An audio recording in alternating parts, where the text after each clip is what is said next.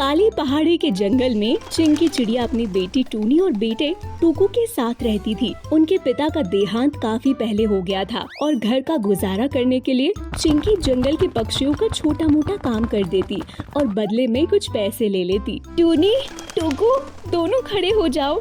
सूरज sir पर चढ़ गया है और तुम दोनों को स्कूल नहीं जाना क्या?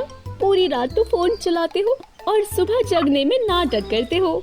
मम्मी, मैं तो जाग गई हूँ, मैं अच्छी बेटी हूँ, लेकिन ये टीकू सो रहा है। इसके ऊपर एक बाल्टी ठंडा ठंडा पानी डाल दो, तब इसकी अकल ठिकाने आएगी। माँ टुकू को थप्पड़ मार के जगाती है और बोलती है, बदतमीज, पूरा अपने बाप पर गया है, पूरा दिन सोता रहता है बस। इसी तरह ये सभी आपस में हंसी खुशी रहते हैं, लेकिन धीरे धीरे उनकी हालत खराब होने लगती है। माँ, मुझे बहुत तेज भूख लग रही है। कल रात को भी मैंने कुछ नहीं खाया था। हाँ बेटी, मुझे पता है, लेकिन मैं क्या करूं? मैं जल्दी ही दोबारा काम पर जाना शुरू कर दूंगी और तुम दोनों के लिए खूब सारा खाना लेकर आया करूंगी। कोई बात नहीं माँ, आप आराम करो, मैं बाहर से कुछ खाने के लिए लाता हूँ। और जब मैं बड़ा हो जाऊंगा ना, तो जैसे पहले पापा हमारे लिए खूब सारा खाना और पैसे लेकर आते थे, वैसे ही मैं भी अपनी प्यारी माँ और छोटी बहन के लिए खूब सारे पैसे और खाना लेकर आऊंगा। हाँ मेरा राजा बेटा, तुम पढ़ लिख कर एक दिन बहुत बड़े आदमी बनोगे। मेरा आशीर्वाद है तुम पर। माँ, मैं बाहर जा रहा हूँ और बाहर से आपके और दीदी के लिए कुछ खाने के लिए लेकर आता हूँ। टुकू अपने पड़ोसी काले कौवे के घर जाता है और घर के बाहर खड़े होकर आवाज देता है, अंकल, ओ अंकल, कालू अंकल, मेरे प्यारे कालू अंकल। कालू कौवा बाहर आके बोलता है, क्या है बे टुकू? देखने में तो चिड़ा लगता है, लेकिन बिल्कुल कुत्तों की तरह भौंकता है। कालू अंकल, मुझे बहुत तेज भूख लग रही है। मेरी माँ की भी तबीयत बहुत खराब है। आप मुझे कुछ खाने के लिए दे दो। मैंने और मेरे घर वालों ने 2 दिन से कुछ नहीं खाया।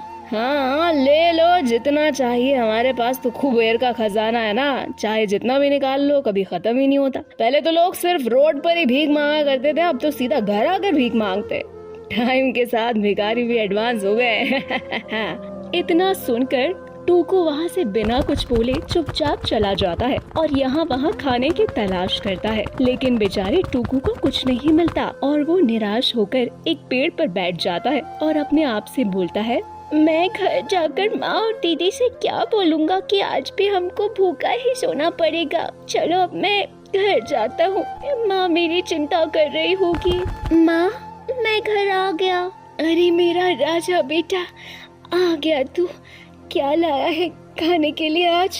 इतना सुनते ही टुकू जोर जोर से रोने लगता है। कोई नहीं बेटा, अब मेरे पास थोड़े से गेहूं के दाने हैं, तुम दोनों भाई बहन वही खाकर सो जाओ। कल मैं कुछ खाने के लिए जुगाड़ कर लूंगी। टोनी और टुकू थोड़े से गेहूं के दाने खाकर सो जाते हैं। चिंकी दोनों को सोता हुआ देखकर बोलती है, मेरे बच्चे 2 दिन से भूखे हैं और मैं अपने बच्चों का पेट भी नहीं भर सकती। अगर इनके पापा हमारे साथ होते तो हमें कभी भी ये दिन देखने नहीं पड़ते। चिंकी ये सब कुछ सोच ही रही होती है कि तभी अचानक से बहुत तेज बादल गरजने की आवाज आती है और बिन मौसम की बरसात शुरू हो जाती है और चिंकी के घोंसले में छत से पानी टपकना शुरू हो जाता है।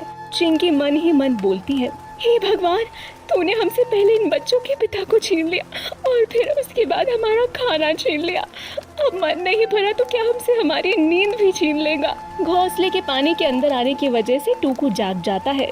चिंकी अपने बच्चों को अपने घर में छुपा लेती है और बारिश के थमने तक अपने बच्चों को अपने से चिपका कर रखती है। सुबह होते ही चिंकी अपने बच्चों को सोता छोड़कर खाने की तलाश में चली जाती है। खाना ढूंढते हुए उसे एक ऐसा जंगल मिलता है जहाँ खाने पीने की कोई कमी नहीं होती। उसको देखकर चिंकी बहुत खुश होती है और सोचती है, क्यों ना मैं अपना घर यहीं बना लूं, यहाँ तो खाना भी है और पानी भी। और फिर चिंकी चिड़िया अपने बच्चे को लेकर उसी जंगल में चली जाती है और फिर टूनी और टुकू पेट भर के खाना खाते हैं और वो लोग अपना जीवन हंसी खुशी उस नए जंगल में बिताने लगते हैं।